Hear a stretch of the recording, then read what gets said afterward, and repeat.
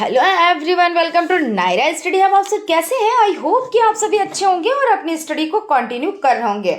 Friends, आज के video lecture में हम पढ़ने वाले हैं जो आपका सब्जेक्ट साइंस हो जाता है, इसके लघुत्तरीय टाइप क्वेश्चंस, उनके सीरीज को कंटिन्यू करेंगे। और इससे पहले की वीडियोस में भी क्लासेस कंटिन्यू कर चुके हैं, इससे रिलेटेड क्वेश्चंस को कंटिन्यू कर चुके हैं। सो आप लोग प्लेलिस्ट में जाकर वहां पर देख सकते हैं और सीरियल वाइज चीज़ों को समझ सकते हैं। ठीक है ना? तो चलते हैं आज की सीरीज का फर्स्ट नंबर क्वेश्चन देखते हैं। उससे पहले फ्रेंड्स, अगर अभी तक आप लोगों ने चैनल को सब्सक्राइब नहीं किया है तो प्लीज सब्सक्राइब कर लें और बेल आइकन को भी जरूर प्रेस कर लें, जिससे कोई भी नोटिफिकेशन वो आप तक पहुंच सके, आपको अपडेट मिलती रहे। ठीक है, तो क्वेश्चन हो जाता है आपका, निम्नलिखित पर टिप्पणी लिखिए। तो परजीवी पौधे किसे कहते हैं? सहजीविता और कीटभक्षी पौधे। तो परजीवी पौधे वे पौधे जो जीवित पौधों से भोजन प्राप्त करते हैं और उनमें रोग उत्पन्न करते हैं, परजीवी पौधे कहलाते हैं। जैसे अमरबेल, रेफ्लिसिया, चंदन आदि। कहने का मतलब ये होता है परजीवी पौधे कौन से होते हैं? जैसे कुछ मनुष्य होते हैं जो अपना काम तो निकाल लेते हैं और उसी मनुष्य को क्या करते हैं, तकलीफ देके चले जाते हैं। तो कहने का मतलब ये है कि जो परजीवी पौधे होते हैं वो कुछ इसी तरह से होते हैं कि उसी पौधे से, यानी ये जो पौधे हैं उस पौधे से अपना क्या भोजन भी प्राप्त करेंगे और उसको क्या देकर चले जाएंगे, उसको दुख देकर चले जाएंगे, यानी उसमें रोग भी उत्पन्न कर देंगे। जैसे ये पौधा है और इस पे क्या होता है, हमारी बेल चढ़ जाती है, रेफ्लिसिया या चंदन आदि हो जाते हैं। तो ये क्या करते हैं, ये आपका जो पौधा हो जाता है, इससे देखिए ये भोजन भी प्राप्त कर रहे हैं और प्लस इसको क्या करते हैं, रोग भी देकर चले जाते हैं। तो ये परजीवी पौधे कहलाते हैं। उसी तरह आपका सहजीवी यानी सहजीविता, ये क्या होता है देख लेते हैं। तो जब दो जीवधारी एक साथ जीवन व्यतीत करते हैं और दोनों को लाभ होता है तो इस संबंध को सहजीविता कहते हैं। और ऐसे जीवों को सहजीव यानी सहजीवी जीव कहा जाता है, जैसे शैवाल तथा कवक। अब यहाँ पे हम समझ लेते हैं कि सहजीविता क्या होता है। जैसे एक आपने देखा होगा भैंस जैसे है, ठीक है, और भैंस पे एक बगुला बैठा हुआ है। तो वो क्या करता है, तो आप सोच रहे हैं ये बगुला इस पे क्यों बैठा हुआ है। तो क्या करता है कि उस भैंस पर बगुला बैठकर जो उसमें छोटे छोटे कीट जू हो जाते हैं तो उनको वो खाता है, यानी वो निकाल लेता है, यानी उसका पेट भी भर जाता है और प्लस जो भैंस पर भाई जब जू होंगे उसमें तो उसमें रोग भी उत्पन्न हो सकते हैं। तो उसका तो मन यही करेगा कि ये हमारे शरीर से निकल जाए, तो वो शरीर से निकल जाते हैं। तो जब क्या होता है कि देखिए बगले का भी पेट भर गया, क्यों? क्योंकि उसने खाया उन कीटों को। और जो भैंस है उसको भी बेनिफिट हुआ, क्यों? क्योंकि देखिए उसकी जो स्किन है वो क्लीन हो गई और उस पे जो छोटे छोटे जीवाणु वो रह नहीं गए और क्या हुआ, यानी दोनों को फायदा मिला। जैसे कहते नहीं है कि मनुष्य से आप एग्जाम्पल ले लें कि जैसे भाई आपने हमारी हेल्प की तो हम भी आपकी हेल्प करेंगे। ऐसा नहीं कि आपने हमारी हेल्प करी हम आपको नुकसान पहुंचा के जाएंगे, तो ऐसा बिल्कुल भी नहीं। भाई हम परजीवी नहीं है, हम सहजीवी हैं, हम आपको फायदा देकर जाएंगे, आपने हमको फायदा दिया है। तो इस तरह से हो जाता है। इसमें कौन से हो जाते हैं, कवक, शैवाल। और एग्जाम्पल आप हमने जो बताया वो भी आप लिख सकते हैं। कीटभक्षी पौधे, नाम से ही पता चल रहा है कीटभक्षी पौधे वे पौधे होते हैं जो ऐसे स्थानों पर उगते हैं जहां नाइट्रोजन की कमी होती है और नाइट्रोजन की कमी को पूर्ण करने हैं तो यह कीटों का भक्षण करते हैं, जैसे ड्रोसेरा, नेफेंथीस, यूट्रिकुलेरिया आदि। अब ये आपके लिए बहुत ज़्यादा इंपॉर्टेंट हो जाते हैं, जितना हम कहें उतना ही कम है। ठीक है ना? इसमें देखिए आपके क्वेश्चंस बनते ही बनते हैं। आपसे पूछ लिया जाएगा कि कीटभक्षी पौधे किसे कहते हैं, किसी एक का नाम लिखो, दो का नाम लिखो, इस तरह से। या कीटभक्षी जो पौधे होते हैं वो किस तरह के होते हैं, क्यों ऐसे, मतलब जो कीटभक्षी पौधे हैं। तो हम आपको बताते हैं कि ये पौधे कुछ इस तरह से होते हैं। जैसे आपने देखा होगा, अरे मैडम जी ने तो ये एक मटके टाइप का बना दिया, अब इस पे हमने लगा दिया एक ढक्कन, जैसे जग हो गया समझ लीजिए। अब ये देखिए इस तरह से बना होता है और जब ये क्या करता है, इसमें नाइट्रोजन की कमी होती है, दलदली भूमि पर उगते हैं।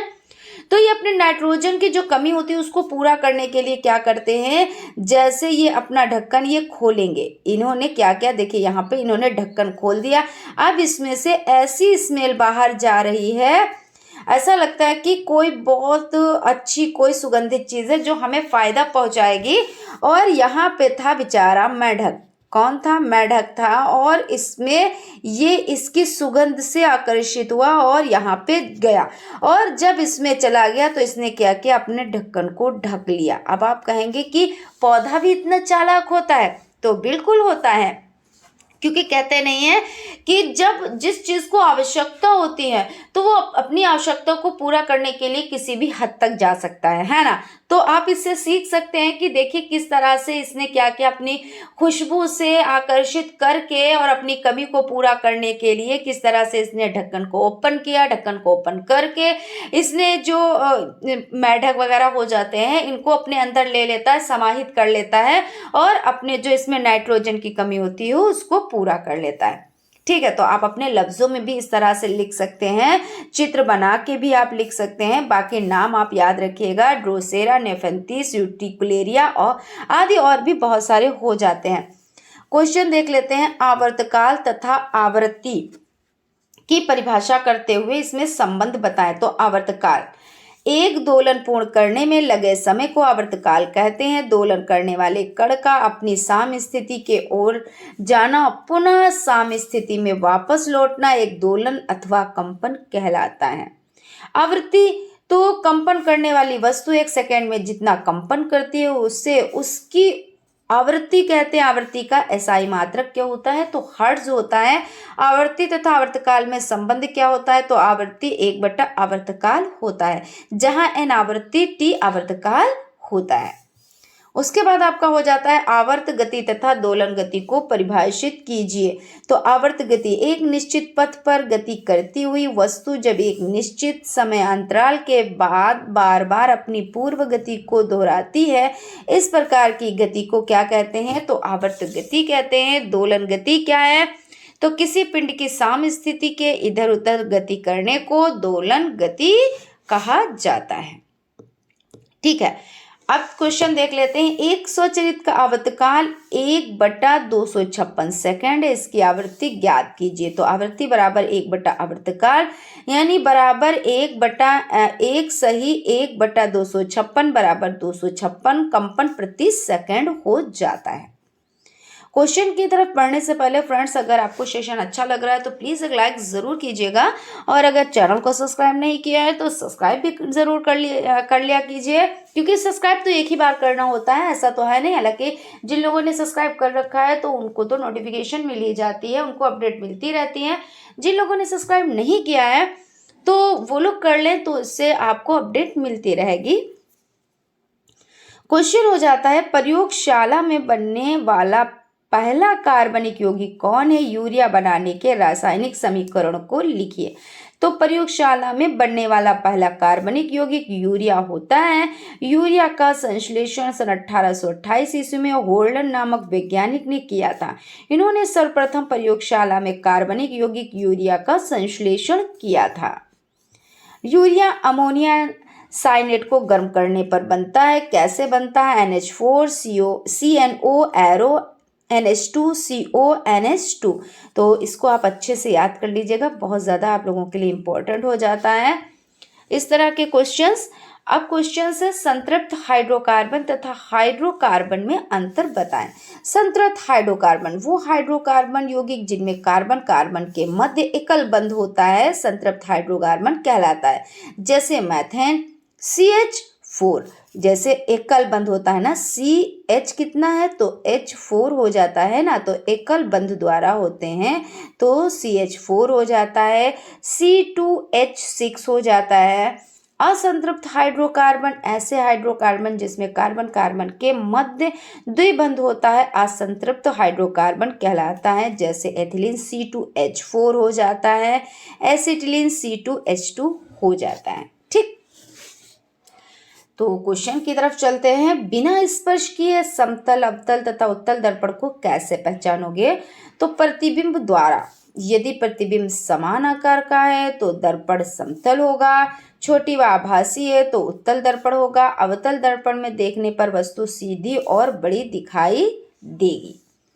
उसके बाद क्वेश्चन आपका हो जाता है, शरीर के अंगों को गति प्रदान करने वाले ऊतक का नाम लिखिए।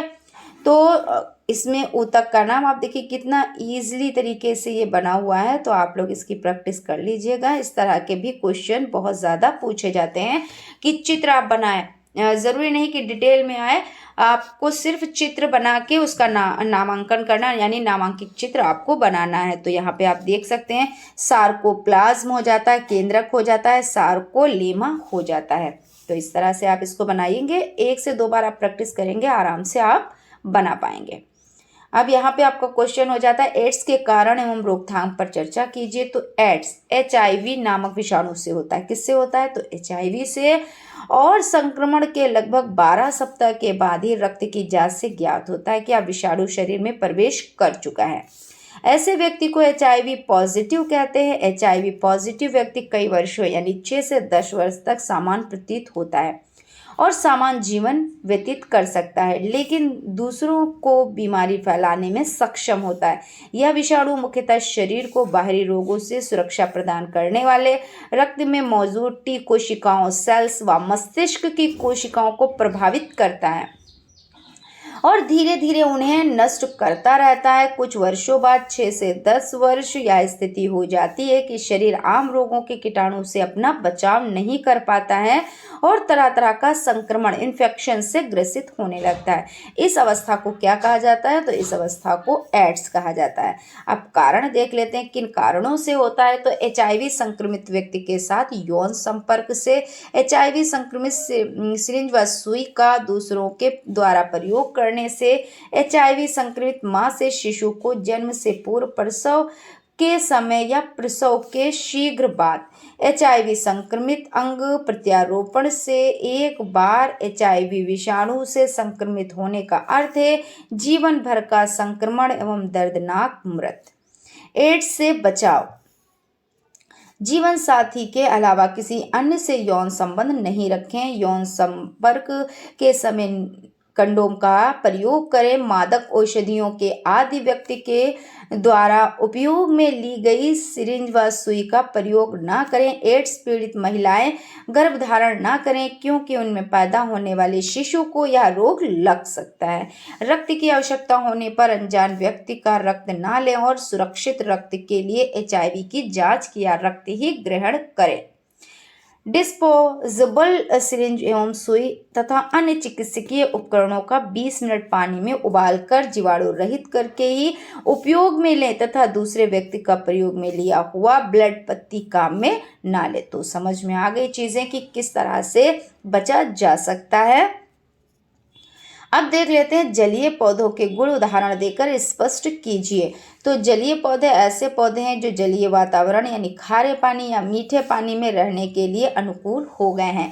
उन्हें शैवाल और अन्य माइक्रोफाइट्स से अलग करने के लिए हाइड्रोफोट्स या मैक्रोफाइट्स के रूप में भी जाना जाता है। कुछ हरे पीले छितरे हुए पत्ते वाले पौधे जल के नीचे उगते हैं जैसे हाइड्रा। कुछ फूले हुए तनों और डंठलों वाले पौधे जल की सतह पर तैरते हुए मिलेंगे जैसे जलकुंभी। इसके अलावा आपकी परिचित कमल, कुमुदनी और सिंघाड़े के पौधे भी मिलेंगे जिनका आधा भाग पानी में डूबा हुआ और आधा सतह से ऊपर उठा हुआ रहता है। अब ये जो जलीय पौधे होते हैं तो इनकी खूबी क्या होती है, देखिए इनके पत्ते क्या होते हैं, इसमें मोमी परत चढ़ी होती है। अगर मोमी परत ना चढ़ी हो, जैसे आप ऐसे नॉर्मल पत्ता आप डाल दें किसी भी पेड़ पौधे का, तो क्या होगा, पानी में वो क्या होगा, सड़ गल जाएगा। लेकिन जो इसमें पौधे उगते हैं तो क्यों नहीं पत्ते सड़ते हैं, क्योंकि मोमी परत होती है ना, और जहाँ पे जो होता है उसके अनुकूल वो होता है।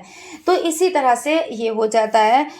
जलीय पौधों की जड़ें हल्की और पंखदार होती क्योंकि उन्हें पौधों को सहारा देने के लिए आवश्यकता नहीं होती। जलीय पौधों की जड़ें ऑक्सीजन लेने के लिए विशिष्ट होती हैं। स्थायी रूप से जलमग्न जलीय पौधे पोषक तत्वों को अवशोषित करते हैं और पानी से सीधे गैसों का आदान प्रदान करते हैं। उसके बाद क्वेश्चन हो जाता है सुचालक तथा कुचालक पदार्थों में अंतर उदाहरण देकर स्पष्ट कीजिए। सुचालक वे पदार्थ जिनमें से विद्युत धारा बिना किसी विशेष प्रतिरोध के प्रवाहित हो सकती, उन्हें सुचालक पदार्थ कहते हैं। जैसे उदाहरण में हो जाता है चांदी, कॉपर, तांबा, एल्यूमिनियम, ग्रेफाइट आदि। कुचालक वे पदार्थ जिनमें से विद्युत धारा प्रवाहित नहीं होती कुचालक पदार्थ कहलाते हैं, जैसे सूखी लकड़ी, प्लास्टिक, कांच, कागज आदि। अब यहाँ पे समझिए देखिए सुचालक में क्या हो जाता है, आप समझ सकते हैं कि जैसे आपका ये हो जाता है चांदी, कॉपर, एल्यूमिनियम, ग्रेफाइट आदि, और कुचालक में सूखी लकड़ी, प्लास्टिक, कांच आदि। अब लकड़ी आए और गीली लकड़ी है तब आप नहीं कर सकते, है ना। तो इन सब चीज़ों को समझिए, बारीकियों को बहुत समझिए। क्वेश्चन देख लेते हैं। नेक्स्ट है, चंद्र ग्रहण को चित्र की सहायता से समझाएं। वेरी वेरी इंपॉर्टेंट क्वेश्चन हो जाता है आपका। खगोलीय स्थिति को कहते हैं क्या? चंद्र ग्रहण इस खगोलीय स्थिति को कहते हैं जब चंद्रमा पृथ्वी के ठीक पीछे उसकी प्रच्छाया में आ जाता है। ऐसा तभी हो सकता है जब सूर्य, पृथ्वी और चंद्रमा इस क्रम में लगभग एक सीधी रेखा में अवस्थित हों। इस ज्यामितीय प्रतिबंध के कारण चंद्र ग्रहण केवल पूर्णिमा को घटित हो सकता है। चंद्र ग्रहण का प्रकार एवं अवधि चंद्र आसंधियों के सापेक्ष चंद्रमा की स्थिति पर निर्भर करते हैं। चांद के इस रूप को ब्लड मून भी कहा जाता है। चंद्र ग्रहण शुरू होने के बाद ये पहले काले और फिर धीरे धीरे सुर्ख लाल रंग के तब्दील होता है। तब्दील यानी चेंज होता है, बदलता है। किसी सूर्य ग्रहण के विपरीत जो कि पृथ्वी के एक अपेक्षाकृत छोटे भाग से ही दिख पाता है। चंद्र ग्रहण को पृथ्वी के रात्रि पक्ष के किसी भी भाग से देखा जा सकता है जहां चंद्रमा की छाया की लघुता के कारण सूर्य ग्रहण किसी भी स्थान से केवल कुछ मिनटों तक ही दिखाई देता है। यही चंद्र ग्रहण की अवधि कुछ घंटों की होती है। इसके अतिरिक्त चंद्र ग्रहण को सूर्य ग्रहण की विपरीत आंखों के लिए बिना किसी विशेष सुरक्षा के देखा जा सकता है, क्योंकि चंद्र ग्रहण की उज्ज्वला पूर्ण चंद्र से भी कम होती है। अब यहाँ पे हम लोग समझ लेते हैं कि क्वेश्चन में क्या कह रहा है। चंद्र ग्रहण को चित्र सहित समझाएं।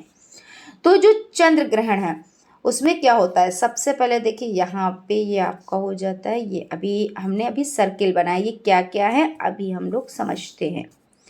तो यहाँ पे आप समझ लें इसमें क्या होता है कि ये आपका सूर्य हो जाता है, और जब इसके बीच में हम लोग क्या पढ़ रहे हैं, चंद्र ग्रहण को पढ़ रहे हैं। तो चंद्र ग्रहण कब पड़ता है, जब पृथ्वी क्या होती है, बीच में आ जाती है। पृथ्वी क्या होती है, बीच में आ जाती है, और यहाँ पे ये चंद्रमा है, ठीक है, ये चंद्रमा है। तो जब बीच में आएगी तो ये हो जाएगा चंद्र ग्रहण। और इसी तरह सूर्य ग्रहण जब पड़ता है तो यहीं पे समझ लेते हैं, क्योंकि इसमें बहुत लोग कंफ्यूज हो जाते हैं कि कब सूर्य ग्रहण किस तरह से पड़ता है, क्या बीच में आ जाता है। तो ये सूर्य को भी इधर उधर कर देते हैं, लेकिन चीजों को ध्यान में रखिएगा, सूर्य कहीं पर भी नहीं जाता है। सूर्य अपनी ही जगह, देखिए यहाँ चंद्र ग्रहण में भी सूर्य अपनी जगह है और सूर्य ग्रहण में भी सूर्य अपनी जगह पे। अब क्या होगा, अब चंद्रमा बीच में आ जाएगा। ये जो सर्किल है यहाँ पे हम लिख देते हैं, ये जो चंद्रमा है ये क्या है, ये बीच में आ गया, और यहाँ पे क्या है, ये पृथ्वी है। तो इस तरह से आपका हो जाता है ये सूर्य ग्रहण। तो यहाँ पे दोनों आप लोगों का जो डाउट होगा वो क्लियर हो गया होगा। हालांकि डाउट होना नहीं चाहिए। और समझ लेते हैं कि ये कब पढ़ते हैं, ठीक है। तो यहाँ पे आप देख सकते हैं, इसमें किताबी भाषा में भी देख लेते हैं, वैसे भी देख लेते हैं। तो तभी हो सकता है जब सूर्य, पृथ्वी के चंद्रमा इस कारण लगभग एक सीधी रेखा में अवस्थित हो। इस ज्यामितीय प्रतिबिंब के कारण चंद्रग्रहण केवल पूर्णिमा को घटित होता है। तो आप याद कैसे रखेंगे, चंद्र ग्रहण कब होता है, तो चप्पू से याद रखें, चप्पू से याद रखें, चंद्र ग्रहण पूर्णिमा, ठीक है। और आंसू से आप याद रखें, आंसू से आप रखें सूर्य ग्रहण अमावस्या। तो आप इस तरह से ट्रिक से अच्छे से याद रख सकते हैं। उसके बाद चलते हैं क्वेश्चन की तरफ। जलीय जंतुओं में अनुकूलन पर टिप्पणी लिखिए। ये क्या देख लेते हैं, यहाँ पे जलीय जंतु, जलीय, यहाँ पे जलीय पौधे थे, अब जलीय जंतु हैं। क्वेश्चन है, आकृति, आकार, रंग, संरचना, आवास संबंधी लक्षणों में ऐसा परिवर्तन ही सजीव को विशेष पर्यावरण में सफलतापूर्वक जीवित रहने में सहायक होता है। अनुकूलन कहलाता है। जलीय वातावरण में रहने वाले रहने हेतु शरीर को सुरक्षा की आवश्यकता होती है। जलीय जंतु मछली के शरीर पर जलरोधी शल्क पाए जाते हैं। इसमें श्वसन के लिए विशेष संरचनाएं, जलक्लोम यानी गलफड़ा होता है। तैरने के लिए इनका शरीर धारा रेखित तथा चपटे पंख होते हैं। मछलियों में आंखों की सुरक्षा हेतु निमेशक पटल पाया जाता है, जिसमें मछलियां तैरती हैं। तो आपने समझा कि जलीय जंतु में अनुकूलन पर टिप्पणी लिखना है। तो क्या है, कुछ चीज़ें ऐसी होती हैं जिसकी वजह से हम वहाँ पे अपने आप को ढाल पाते हैं। तो क्या है, जो मछली है तो किस लिए पानी में रह पाती है, तो आपने देखा कि जो उसका गलफड़ा है उसके द्वारा वो श्वसन क्रिया करती है, है ना, और वो जल में रह पाती है। उसके जो शल्क होते हैं इसके लिए ये भी क्या होते हैं, ये जलरोधी होते हैं, जलरोधी शल्क पाए जाते हैं, तो इसलिए भी ये जल में रह पाती है। अभी हम आप जल में रह पाएंगे, नहीं रह पाएंगे, तो ये हो जाता है। उसके बाद है स्थलीय जंतु के अनुकूल, यानी स्थलीय जंतुओं में अनुकूलन कैसे होता है समझाएं। स्थलीय जंतुओं में अनुकूलन, स्थलीय जंतु जैसे गाय बिल्ली में प्रजनन के लिए बेलनाकार चांद आदि होते हैं। वायु के शरीर में ग्रहण करने हेतु विकसित श्वसन तंत्र पाया जाता है। रेगिस्तानों में चलने के लिए ऊँटों में गद्दीदार पैर तथा भोजन के लिए कुबड़ भी पाया जाता है, इसमें वसा का ग्रहण होता है। अब जलीय यानी स्थलीय जंतु में अनुकूलन कैसे होता है भाई, जहाँ पे जो रह रहा होता है उसके अनुकूल वो ढल जाता है। ऊँट है, रेगिस्तान में रहता है, तो वहाँ पे क्या है, पानी की कमी रहती है, लेकिन ऊँट वहाँ के अनुकूल है। अब के पौधा होता है, पौधा भी, अब यहाँ पे हम जंतु के बारे में पढ़ रहे हैं तो जंतु के बारे में, लेकिन एग्जाम्पल हम ले सकते हैं, ऐसा तो है नहीं कि एग्जाम्पल भी नहीं ले सकते हैं, है ना। तो अगर पौधा है तो वहाँ पे कैसे वो कांटोदार, इस तरह से इसमें कांटे कांटे सब हो, कांटे कांटे निकल आते हैं। ये पत्तियाँ कुछ चौड़ी टाइप की बनी होती हैं और इसमें क्या होता है, कांटे निकल आते हैं। तो क्यों, क्योंकि ये पानी को शोषित कर लेते हैं और वहाँ के अनुकूल हो जाते हैं। तो ये सब चीज़ें हो जाती हैं, चाहे वो जलीय जंतु हो या जलीय यानी किस स्थलीय जंतु हो या जलीय जंतु हो या जो भी है, तो वहाँ के अनुकूल वो ढल ही जाता है, और जब ढलता है तब वहाँ पे वो रह पाता है। और वहाँ पे अगर उस तरह से हो ना तो वो जीवित नहीं रह सकता है। और स्थलीय जंतु में अनुकूलन का विशिष्ट उदाहरण है ऊँटों के पास गद्दीदार पैर होना, रेतों से सवारी करने तथा बोझा उन्हें मतलब ढोने में उन्हें आसानी होता है, अतः इसी कारण ऊँटों को रेगिस्तान का जहाज कहा जाता है।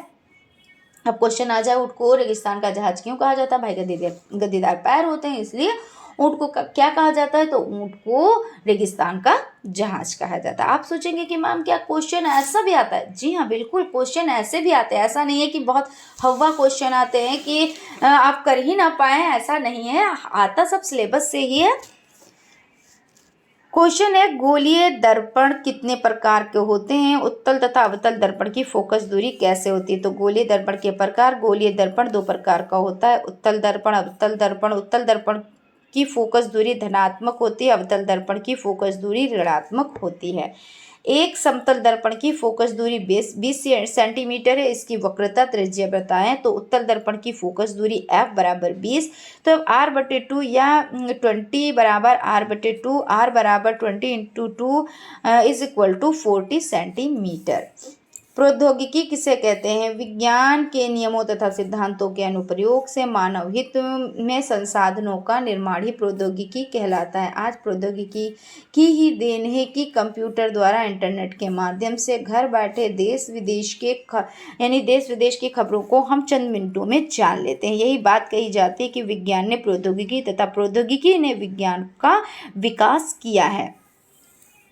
यानी कहने का मतलब क्या है कि यहाँ पे प्रौद्योगिकी के बारे में कहा जा रहा है कि आज प्रौद्योगिकी की देन है कि कंप्यूटर द्वारा इंटरनेट के माध्यम से घर बैठे देश विदेश की खबरों को हम चंद मिनटों में जान लेते हैं। पहले क्या होता था, अगर कोई खबर हमें देनी होती थी तो महीनों के हिसाब से टाइम लग जाता था। या तो आप पहले क्या होता था, कबूतरों को, ट्रेंड कबूतरों को भेजा जाता था या किसी इंसान को भेजा जाता था। तो अगर एक खबर है, मान लीजिए कोई भी, मान लीजिए खुशी की खबर है या दुख की खबर है, अब उस मनुष्य को भेजा गया, पता चला यहाँ जो भी कुछ होना था वो सब कुछ हो गया, वो पता चला, आ रहे हैं कह के, कब, बहुत लंबे टाइम के बाद, है ना। आज क्या होता है, हमने सोचा, माइंड किया कोई चीज़ को कि हाँ ये चीज़ हमें करनी है, उनको इनवाइट करना है या इस चीज़ की खबर हमें देनी है, फटाफट से लिखा और सेंड कर दिया। सेकंड नहीं लगता है, सोचने में टाइम लगता है, लेकिन कहते नहीं खबर देने में टाइम नहीं लगता है। इसी तरह तो आज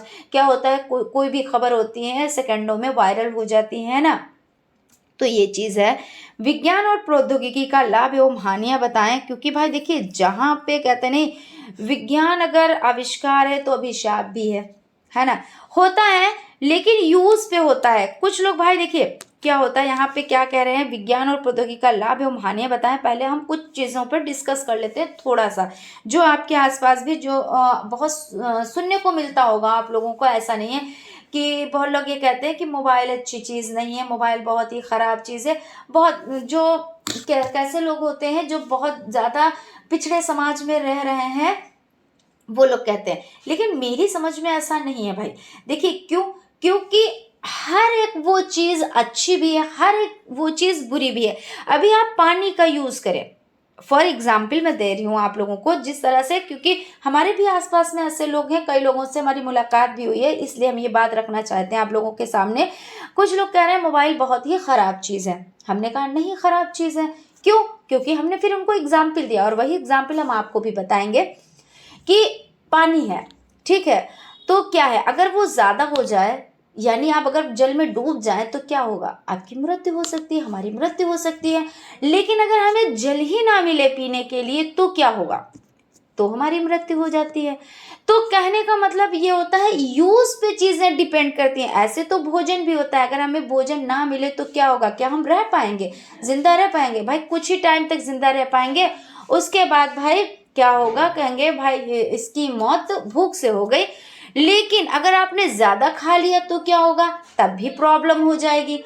तो यानी कहने का मतलब ये होता है, अगर कहीं पे किसी चीज के फायदे हैं तो नुकसान भी है। अब मोबाइल का लोग क्यों कहते हैं? क्योंकि कुछ लोग क्या करते हैं, उसका यूज नहीं कर पाते हैं कायदे से, उसका यूज नहीं कर पाते हैं। क्यों?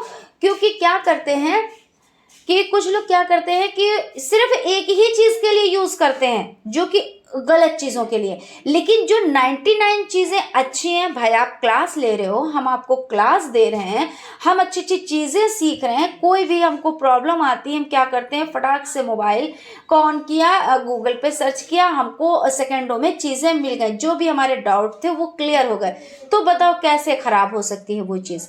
नहीं खराब हो सकती है। लेकिन कुछ लोग जब यूज ही करना नहीं जानते तो कहते हैं वो चीज खराब है। तो इसी तरह से समझ लेते हैं कि विज्ञान क्या है, आविष्कार भी है, और विज्ञान का आविष्कार जो है वरदान भी है और अभिशाप है। तो यहाँ पे लाभ और हानियां दोनों चीज देखते हैं। खैर वो थोड़ा लेंदी हो गया, लेकिन लेंदी क्या, एग्जाम्पल से चीजें जल्दी समझ में आ जाती हैं। विज्ञान और प्रौद्योगिकी का लाभ एवं हानियां बताएं। तो विज्ञान और प्रौद्योगिकी का लाभ, कृषि के क्षेत्र में वर्तमान समय में जैसे जैसे जनसंख्या में वृद्धि हो रही है, वैसे वैसे कृषि व्यवस्था पर दबाव भी पड़ रहा है, जिसके कारण खाद्यान्न की समस्या हेतु एक विशेष प्रकार की चुनौती के रूप में खड़ी हुई है। किंतु कृषि के क्षेत्र में वैज्ञानिक आविष्कारों जैसे ट्रैक्टर, अच्छे प्रकार के हल, कीटनाशक आदि के प्रयोग से कृषि उपज में पर्याप्त वृद्धि हुई है। यानी क्या है,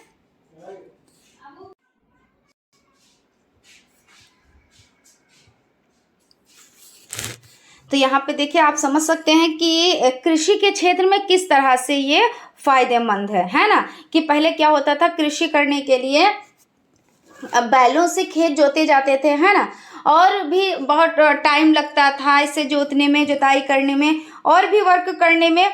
आज आज क्या है, अच्छे अच्छे कीटनाशक दवाएं भी हैं, और हालांकि दवाओं से खेत की जुताई नहीं होती है, दवाएं इसलिए डाली जाती हैं कि इसमें कीट ना लगे, कीड़े ना लगे, है ना। और ट्रैक्टर, जैसे बैलों से जुताई करी जाती थी तो बहुत टाइम लगता था, आज क्या है, ट्रैक्टर से जुताई की जाती है, और भी मशीनें आ गई, जैसे भूसा निकालने वाली, है ना, और यहाँ तक कि धान लगाने वाली तक की मशीन आ गई। पर अभी तक आपने देखा होगा कि एक एक पौधे को लेके मनुष्य क्या करता है, यानी जो इंसान होते हैं वो लोग क्या करते हैं, एक एक को रोपते हैं, इस तरह से रोपते हैं। अब यहाँ पे हम आपको बताते हैं, जैसे धान उगाना होता है तो इस तरह से, ऐसे इस तरह से लगाए जाते हैं। तो जो मनुष्य होता है वो झुक के एक एक पौधे को ऐसे रोपता है। तो इसमें कई लोग लगते हैं, अब क्यारी क्यारी डाली जाती हैं और उसके बाद इस तरह से इसमें लगाए जाते हैं, तो टाइम लगता है। अब क्या है, मशीन, ट्रैक्टर के पीछे मशीन बांध ली जाती है, और उसमें क्या किया जाता है, जैसे मशीन में इस तरह से, उसके बाद इस तरह से एक वो बना दी जाती है, और उसके बाद ये गिरते चले जाते हैं। होल से क्या होता है, ये गिरते चले जाते हैं और ये लगते चले जाते हैं, तो इसमें टाइम की बचत हो जाती है। उसके बाद देख लेते हैं, पहले के इधर लोग है तो पेड़ की सूखी पत्तियों, गोबर से तैयार उपले, कोयला तथा मिट्टी के तेल पर निर्भर रहते थे। परंतु आज विज्ञान एवं प्रौद्योगिकी की मदद से पेट्रोल, डीजल, खाना पकाने की गैस, एलपीजी गैस, ईंधन का बड़े पैमाने पर उत्पादन हो रहा है। इसमें श्रम तथा समय दोनों की बचत होती है। यानी क्या है कि पहले लोग क्या करते थे कि सूखी लकड़ियों को जलाते थे, गोबर के उपले बनाकर उनको जलाते थे, खाना बनाने में यूज़ किया जाता था। लेकिन आज क्या है, गैस। तो इससे क्या होता है, इससे देखो गंदगी भी नहीं होती है। और सबसे आसान चीज़ तो क्या है, पहले क्या होता था, बर्तन बहुत काले काले हो जाते थे और उनको धुलने में बड़ी प्रॉब्लम होती थी। आज क्या है, एकदम खाना बना रखा भी है किचन में तो ऐसा नहीं लगता है कि खाना बना रखा है, ऐसा लग रहा है बर्तन साफ साफ रखे हुए हैं, धुले मंजे हुए रखे हुए हैं। तो ये सब चीज़ें हो जाती हैं। तो इससे क्या हुआ, समय की भी बचत हुई और गंदगी भी नहीं हो रही है। और वैसे कितना अपशिष्ट पदार्थ, भाई आप लकड़ियों को जलाएंगे तो अपशिष्ट पदार्थ नहीं बचेगा, ओपले जलाएंगे तो अपशिष्ट पदार्थ भी तो बचेगा। चिकित्सा के क्षेत्र में बहुत तीव्र गति से विकास हुआ है। हैजा, मियादी बुखार आदि के सफल इलाज के लिए नई प्रौद्योगिकी की खोज हुई है और इसका पर्याप्त उत्पादन भी हो रहा है। अल्ट्रासाउंड, एक्सरे, एंडोस्कोपी आदि के प्रयोग से व्यक्तियों के शरीर के अंदरूनी बीमारियों का पता लगाकर सफल इलाज किया जा रहा है। जनसंचार, आज जनसंचार का सबसे बड़ा साधन मोबाइल बना हुआ है।